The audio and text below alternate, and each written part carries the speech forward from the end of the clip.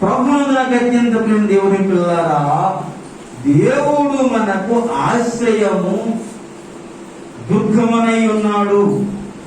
ఆపత్కాలములో ఆయన నమ్ముకొనదగిన సహాయకుడు. దేవుడు మనకు ఆశ్రయము.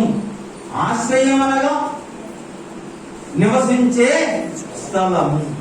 నివసించడానికి ఎక్కడ మనకు సేఫ్టీ స్థలము, ఎక్కడ సుఖముగా నివసించాలి, భయము లేకుండా, ఆందోళన లేకుండా, దుఃఖము లేకుండా బ్రతకాలి, జీవించాలంటే మనకేది ఆశ్రయము? దేవుడి అనగా యేసయ్యే మనకు ఆశ్రయ స్థలం, ఆశ్రయ దుర్గం. ఆపత్కాలములో ఆయన ఆదుకున్న గొప్ప దేవుడు. హల్లెలూయా. ఈరోజు ఈ మొత్తం భారతదేశమే కదా, ప్రపంచం అల్లా కల్లోలమైపోయి ఏమండి ఈ కరోనా అనే వైరస్ తో అనేక మంది బాధలో పడి మరణించి ఎంతో దుఃఖంతో బ్రతుకు కాలం గడవడమే కష్టమనిపించే స్థితిలో ప్రతి ఒక్కరు బ్రతుకుతున్నాం. కానీ మనకైతే ఎవరు ఆశ్రయమో? దేవుడు. అందుకే ధైర్యమును వదలకుండా భయమును విడిచిపెట్టి దేవుని కృపను పొందుకోవడానికి సిద్ధపడదాం. ప్రియ కుమార్తె కుమారులారా, ప్రభునందు నాకు అత్యంత పిల్లారా, దేవుడు అంటున్నాడు, ఒకసారి గమనించండి. దేవుడు మనకు ఆశ్రయమును దుర్గమునై ఉన్నాడు. ఆపత్కాలమున ఆయన నమ్మదగిన వాడు, ఆదుకున్నవాడు. కాబట్టి మనం ఈ ప్రపంచంలో జీవించినంత కాలం, భూలోకంలో జీవించినంత కాలము మన మనసులో ఉన్న అధైర్యాన్ని విడిచిపెట్టి ధైర్యంగా బ్రతకడము నేర్చుకోవాలి. ఎందుకు? ఆపత్కాలం వచ్చినప్పుడు ఎవరు నమ్మదగిన వారు, ఎవరు మనకు ఆశ్రయించేవారు, ఎవరు రక్షించేవారు? దేవుడు. దేవుడు మన ఆత్మలకు మాత్రమే కాపరే కాదు, మన శరీరాన్ని కూడా కాపరే. ఆయన మన శరీరమునకు కూడా కాపరే. ఎందుకు మాట్లాడున్నానంటే, శరీరమునకు కాపరే కాకపోతే స్వస్థత అవసరం లేదు కదా. స్వస్థత ఉన్నదనేది అర్థం ఏమిటి? ఇప్పుడు ఆయన మన శరీరాలను కూడా భద్రముగా, ఆరోగ్యంగా కాచి కాపాడనే ఉద్దేశం కలిగి ఉన్నాడు. కనుకనే ఆయన స్వస్థత మనకు అనుగ్రహించాలని కూడా వచ్చాడు. కాబట్టి ఆయన పొందిన దెబ్బలు మనకు స్వస్థత నమ్మకం ఉన్నదే కదా. అంటే మన శరీరమును కూడా ఆయన కాపరి అంటాడు. ఎఫెసీయులకు రాసిన పత్రిక 5వ అధ్యాయములు అంటాడు. ఎఫెసీయులకు రాసిన పత్రిక 5వ అధ్యాయము 23 చదవండి. క్రీస్తు సంఘమునకు శిరస్సయుండులాగున పురుషుడు భార్యకు శిరస్సై ఉన్నాడు. క్రీస్తే శరీరమునకు. హల్లెలూయా. ఆ మాట అందరూ కూడా అర్థం చేసుకోండి. క్రీస్తే శరీరమునకు రక్షకుడై ఉన్నాడు. మన ఆత్మల కాపడే కాదు, మన ఆత్మను మన మహిమ శరీరం పట్ల తీసుకెళ్లేవాడే కాదు. ఈ భూలోకములో ఉన్నంత కాలము మన శరీరమునకు కూడా ఎవరు? రక్షకుడు. హల్లెలూయా. క్రీస్తు అనే సంఘమునకు రక్షకుడే, వ్యక్తిగత శరీరాలకు కూడా ఆయనే రక్షకుడు. ఇది మధ్యలో పెట్టుకోండి. ఈ ఒక్క మాటతో మనకి ఆదరణ కలిగి మన గృహాలకు వెళదాం. అర్థం పెడదారా? క్రీస్తు మన హృదయములకు, మన మనసుకు, మన ఆత్మలకు కాపర మాత్రమే కాదు, మన శరీరంలో కూడా రక్షకుడై కాపాడాలని అభిలాష కలిగిన వాడు.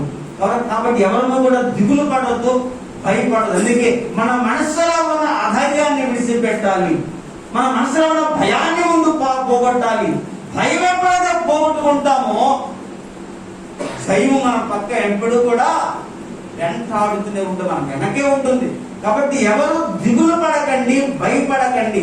ఎన్నో శ్రమలు, కష్టకాలంలో వచ్చే విపత్కాలంలో కూడా ఆపత్కాలంలో ఆదుకున్నవాడు ఎవరు? మన యేసయ్య. హల్లెలూయా. అంత గొప్ప రక్షకుడండి ఆయన. మన శరీరమునకు కూడా ఎవరు? రక్షకుడు ఆయను. అందుకే మనం ఆపత్కాలంలో ఎందుకు భయపడాలన్నాడు? భయపడకూడదు అన్నాడు. ఈ శరీరం ఏమైపోయినా పర్వాలేదు కానీ ఆత్మ పనులకు చేరుకుందని అనుకుందాం.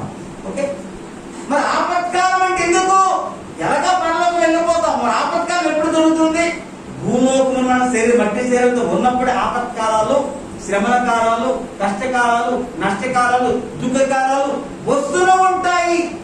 భూలోకంలో ఈ గొంతులో ప్రాణము ఉన్నప్పుడే కష్టములు, నష్టములు, వేదనలు, బాధలు, శ్రమలు అనేకంలో వస్తూ ఉన్నప్పుడు ఆపత్కాలములో ఆదుకున్నవాడు నా తోడై ఉన్నాడు నమ్మిక కలిగి ఉండాలి. మరలా రండి 46వ కీర్తన భాగంలోనికి ప్రభు అంటున్నాడు. చూడండి 46వ కీర్తన భాగంలో అంటున్నాడు. చూడండి,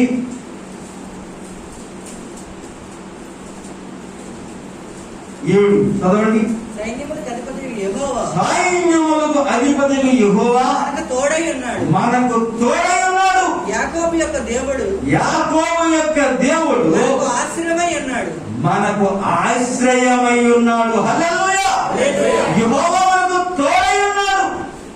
ఎందుకు తోడై ఉన్నాడు? ఈ యొక్క మట్టి శరీరాలతో బ్రతుకున్నంత కాలము మానవ దేవుల మీద గాని, కుటుంబాల మీద గాని ఎన్నో శ్రమలు, కష్టాలు, దుఃఖాలు రావడం అనివార్యము, తప్పన పరిస్థితి.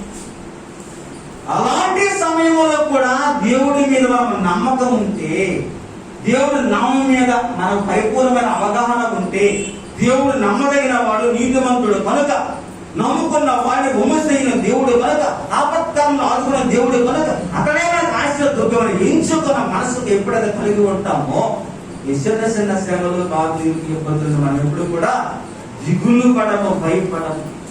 చాలా మంది ఒక మాట మాట్లాడుతున్న జాగ్రత్తగా ఆలకించండి. కరోనా వల్ల వచ్చి చనిపోయిన వారు చాలా తక్కువ మంది, భయమతో కూడిన మరణాలు ఎక్కువ కలిగి ఉన్నారు. ఎవరేమనుకోకండి, మందికి భయం మొదలు పెట్టకండి. రాత్రి మీకు ఒక వాగ్దాన్ని మీకు పంపించుంటాను అనుకుంటున్నాను. వైజాగ్ ప్రాంతంలో రమారవి ఎంతమంది 1400 చిల్లర మంది ఒక్కరోజు డిశ్చార్జ్ అయిపోయి వారందరూ తెలియజేసిన మాట ఏమిటంటే, ఈ కరోనా వలన మీరు భయపడకండి, అధైర్యపడకండి, మీ యొక్క ధైర్యం మీకు మందు. కాబట్టి ఇది ఒక చిన్న డెంగ్యూ జ్వరం లాంటి తప్ప పెద్ద వైరస్ చెప్పకపోతే ఎవరు భయపడకండి. ఈ రోజు మనం ఎవరో కూడా మన భయమే మన మృత్యువు. గమనించండి, మన భయమే మన మృత్యు. భయము ఎప్పుడైతే వదిలేస్తామో, ఎందుకు భయం వదిలేయాలి? మనము ఆపత్కాలములో ఆదుకున్న ఆశ్రయదుర్గమైన యేసయ్య మనకు తోడుగా ఉన్నాడు అన్న నమ్మకం ఎప్పుడైతే మధ్యలో ఉంటుందో, చిన్న చిన్న బలహీనతలు, చిన్న చిన్న శారీరక అనారోగ్యం కలిగి ఉన్నప్పుడు నా దేవుడు నా పక్ష నాకు తోడుగా ఉన్నాడు నెమ్మదిగా ఎప్పుడైతే కలిగి ఉంటుందో, ఇటువంటి చిన్న చిన్న వయసుకి ఎప్పుడు కూడా ఇంతకంటే పెద్ద వయసులు భూమిలో ఎన్నో సార్లు వచ్చాయండి. ఒకసారి గుర్తుందా, ఐగుప్తు దేశంలో ఇశ్రాయేల్ ప్రజలు ఉన్నప్పుడు ఐగుప్తు ప్రజల మీదకి ఎన్నో తెగుళ్ళు వచ్చాయి. ఎన్నో 10 తెగుళ్ళు వచ్చాయి. 10 తెగుళ్ళు వచ్చాయండి. 10 తెగుళ్ళు వచ్చినప్పుడు కూడా ఒకసారి ఆలోచించండి, అందులో ఎంతో మంది కూడా నాశనం కాకుండా నిలవబడ్డారండి. దానికి కారణం ఎవరు? దేవుడే కదా. ఇప్పుడు కూడా ఇటువంటి తెగుళ్ళు ఈ భూలోకం ఎన్నో రాబోతున్నాయి. వచ్చిన మనం ఎవరు కూడా భయపడకూడదు. ఎందుకు భయపడకూడదు? సడకు మెసేజ్ అగ్నిలో భయపడ్డారా? భయపడలే, అగ్నిలో వేశారు. అంతకంటే ఇష్టమా మనకు? సేఫ్ సైడ్ లో ఉన్నాం మనం. అర్థవంతం బిడ్డలారా, సేఫ్ సైడ్ లో ఉన్నాము. సడ్రకు మెసేజ్ అగ్గిన గోలను అగ్నిగుండంలో వేసినప్పుడు అగ్నిగుండం వేస్తారని నమ్మకం కలిగిన నా దేవుడు రక్షించుటకు సమర్థుడు. ఏమాట ఉన్నదా మరి మధ్యలో? నా దేవుడు రక్షింపగల సమర్థుడు.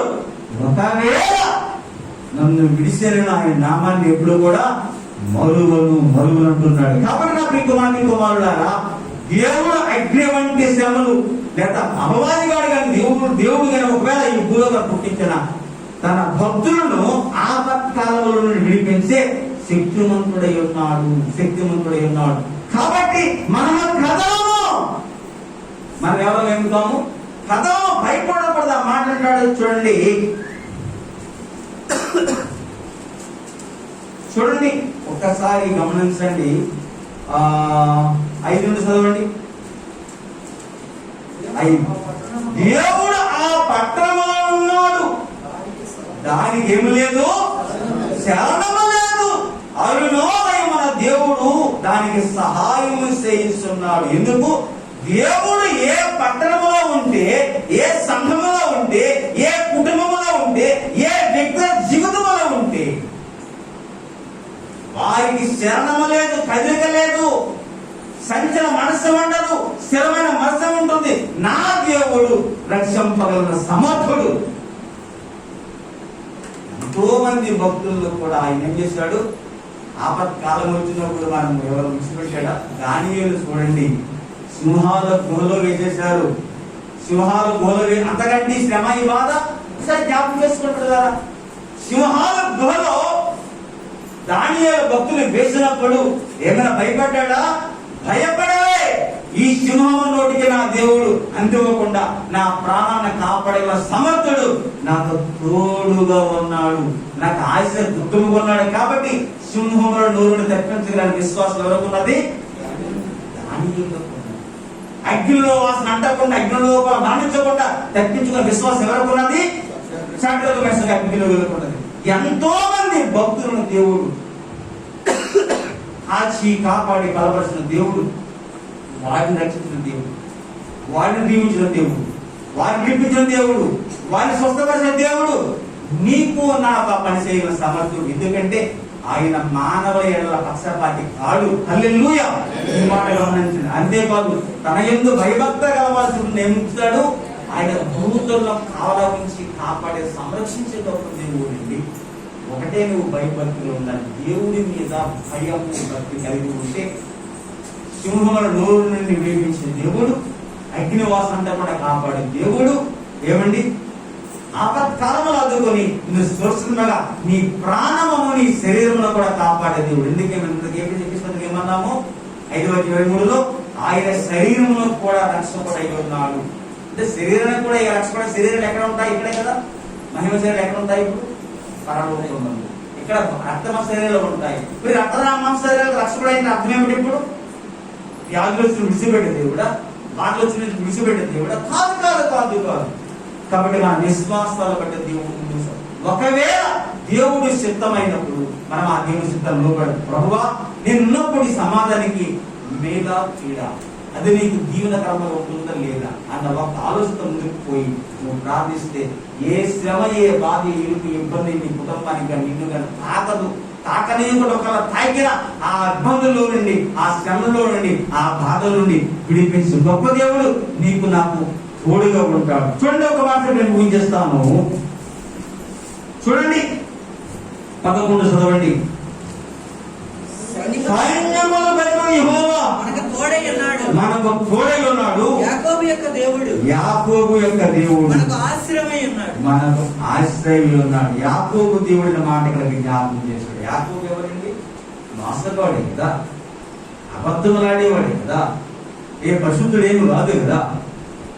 యాకోబు దేవుడు యొక్క సహాయం నీకు లభించిందంటే యాకోబు లాంటి మనస్తత్వం కలిగిన మనం అందరికీ దేవుడు ఏం చేస్తున్నాడు? ఒకవేళ శారీరక బలహీనత బట్టి చిన్న చిన్న బలహీనత కలిగి ఉన్నను నిన్ను విడిచిపెట్టి త్రోసివేసి పునరుకరిసి కాదని పొమ్మని దేవుడు ఏమాత్రమో కూడా కాదు. ఎల్లప్పుడూ కూడా ఆయన ఒకటే వాగ్దానం చేస్తున్నాడు. నీకు నాతో ఒక మాట ఇచ్చి ప్రమాణం చేయించుకున్నాడు. నిన్ను విడిచిపెట్టేవాడిని కాదు, నిన్ను పునీకరించేవాడిని కాదు, నిన్ను కాపాడి కాపాడాలి. ఎందుకంటే రథంలోని వెలగొట్టేవాడు. గమనించాడు. ఒక్క మాట చూపించేస్తాను. 9 అంటాడు, ఆయనే భూ దిగంతముల వరకు యుద్ధంలో మార్పువాడు. హల్లెలూయా.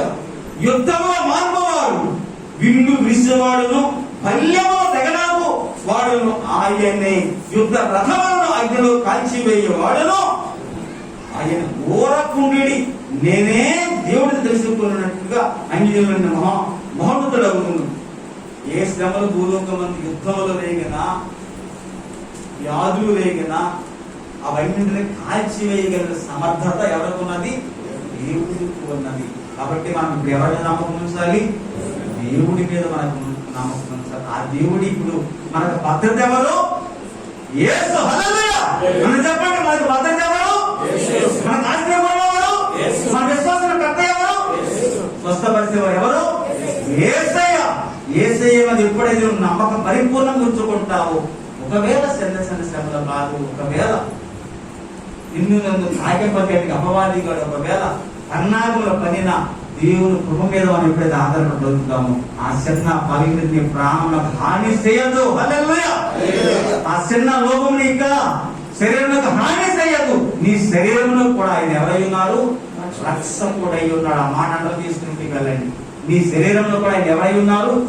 రక్షకుడై ఉన్నాడు. కాబట్టి నీ శరీరాన్ని ఆరోగ్యం నుంచి కాపాడాలని అభిలాషపడే గొప్ప దేవుడికి పొడి నమ్మకంతో ముందుకు సాగడం. అంత తొలగిస్తుంది. మోకరించుదాం. ప్రభు నామాన్ని బట్టి ప్రార్థిస్తాం.